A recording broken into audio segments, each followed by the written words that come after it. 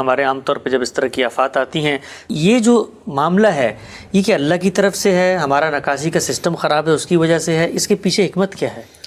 یہ جو دنیا کا نظم اللہ تعالیٰ نے بنایا ہے وہ عام حالات میں خودکار اصولوں کے اوپر چلتا ہے۔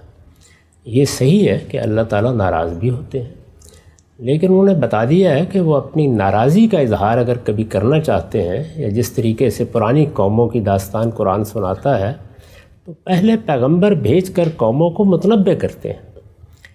میں قرآن مجید میں جب ان قوموں کی داستان پڑھتا ہوں تو یہ معلوم ہوتا ہے کہ اللہ کی ناراضی کا ظہور ان کے لیے ہوا، لیکن بڑے مراحل سے گزر کر ہوا۔ پیغمبروں نے آ کر ان کو دعوت دی، پیغام پہنچایا، توبہ کے لیے کہا، استغفار کے لیے کہا، اس کے بعد بڑے مراحل گزرے اور پھر ایک الٹیمیٹم دے کے انہوں نے کہا کہ اب اللہ تعالیٰ اپنا فیصلہ سنائے گا۔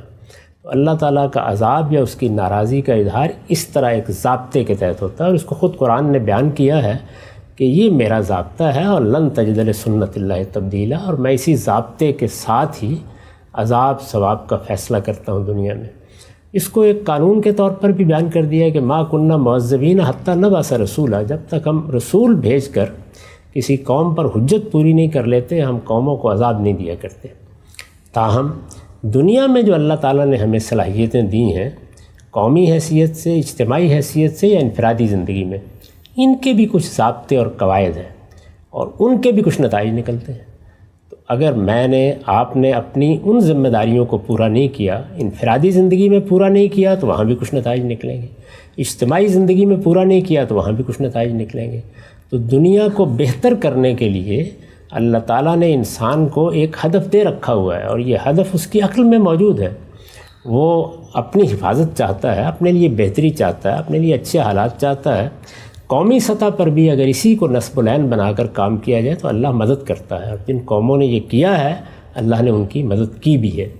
تو ہمارے ہاں بھی لوگوں کو سب سے بڑھ کر اس طرح کے موقعوں کے اوپر اپنی کوتاہیوں کی طرف نگاہ کرنی چاہیے۔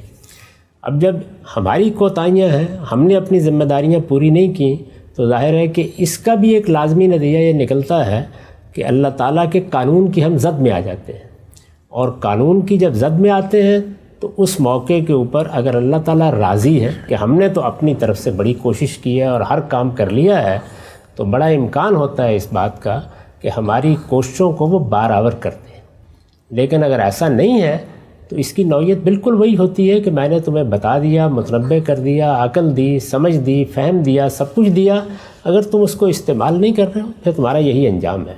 تو اگر اس لحاظ سے دیکھیں تو خود اس قانون کا ظہور بھی اللہ کی رضا اور ناراضی سے ہوتا رہتا ہے، لیکن اس رضا اور ناراضی کا تعلق گناہوں سے اور اس طرح کی چیزوں سے نہیں ہوتا۔ اس کے لیے بالکل الگ قانون ہے، اس کے لیے بالکل الگ قانون ہے۔ ٹھیک ہے، ہم سے یہ نقطہ آپ نے واضح کیا۔ آخری چیز میں پوچھنا چاہتا ہوں، یہ جو منظر پہلے سیلاب آتے ہوں گے، ہم نے کہانیوں میں بھی پڑھا، اخبارات میں بھی سنتے تھے، لیکن اب بھی ظاہری بات ہے کیمرہ سامنے آ گیا ہے، ویڈیو بن رہی ہوتی ہے۔ یہ چھوٹے چھوٹے بچے جو ماؤں نے اٹھائے ہوئے ہوتے ہیں، پتھر پہ وہ کھڑی ہوئی ہوتی ہیں ایک سہارا لے کر، اور نظروں کے سامنے پانی کا ریلا پہلے یہاں تک آتا ہے، پھر یہاں تک، پھر کرتے کرتے ان کو بہا کے لے جاتا ہے۔ اس طرح کے منظر، اس پہ بڑے اعتراضات لوگ کرتے ہیں، اور جو لوگ مذہب سے عام طور پہ بہت زیادہ خائف بھی ہوتے ہیں وہ کہتے ہیں کہ بھائی یہ اللہ میاں نے بارش برسائی ہے، یہ اتنی بے رحمی کیسے ہو سکتی ہے ان کے ہاں کہ وہ ایک مطلب چلو آپ نے کہیں کچھ کرنا تھا تو کسی اور جگہ پہ کر دیں، کوئی نوجوان ہے کچھ، یہ مائیں، یہ بچے، یہ بوڑھے اتنی میزریبل صورتحال میں یہ خالق اتنا رحمان رحیم ہے، تو یہ کیسے منظر دکھا رہا ہے زمین کے اوپر؟ دیکھیے، یہ تو جو قانون اس دنیا میں چل رہا ہے پھر اس کو تبدیل کرنا پڑے گا، یعنی پھر آپ کو طے کرنا پڑے گا کہ ماں اور بچہ یہ موجود ہے، پانی آ رہا ہے، ہم نے جو کچھ کرنا تھا وہ نہیں کیا ہے، اب فرشتے آئیں اور اس کو بچا لیں۔ تو ہوتا ہے ایسا، لیکن اللہ تعالیٰ اس طرح حجاب نہیں اٹھا دیتے کہ ہر جگہ یہ ہو جائے۔ یعنی آپ جب مختلف داستانیں جمع کریں گے تو بہت سے لوگ بتائیں گے۔ میں خود آپ کو بتا رہا ہوں کہ 4-5 سال کی عمر میں ہم لوگ جس سیلاب کے اندر سے نکل کے آئے تھے اپنے گاؤں سے، وہ اس چھت تک پانی تھا اس میں، اور ایک گھوڑے کے اوپر بیٹھے ہوئے، اور میری بہن بھی ساتھ تھی اور میں بھی تھا، میری والدہ تھی، کوئی مرد نہیں تھا جو ہمیں ساتھ لے کے آئے۔ تو یہ صورتحال بعض اوقات ہو جاتی ہے اس طرح کی، اللہ نے بچا لیا، نکل آئے وہاں سے۔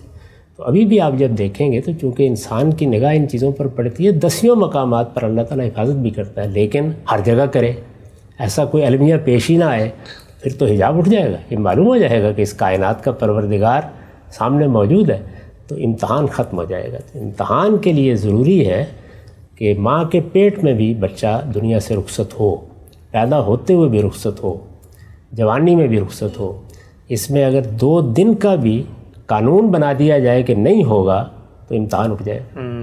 اس لیے دسیوں ہوں گے جن کو اللہ نے بچا لیا ہوگا، جن کا ہاتھ اللہ تعالیٰ نے پکڑا ہوگا۔ میں نے تو ابھی آپ کو بتایا کہ ہم نکلے اپنے گاؤں سے اور رات کے وقت ہم نے اپنے ایک عزیز کے ہاں ناروال شہر میں پناہ لی۔ یہ 1957 کا بڑا سیلاب تھا، اس میں لاہور میں بھی پانی آ گیا تھا۔ پناہ لی اور جہاں سوئے ہوئے تھے کمرے میں، تھوڑی دیر کے بعد ایک تیز آواز پانی کی آنا شروع ہوئی، معلوم ہوا کہ پانی بھرنا شروع ہو گیا۔ اچھا۔ اور دیکھتے ہی دیکھتے اس کمرے کی بھی چھت تک پہنچ گیا۔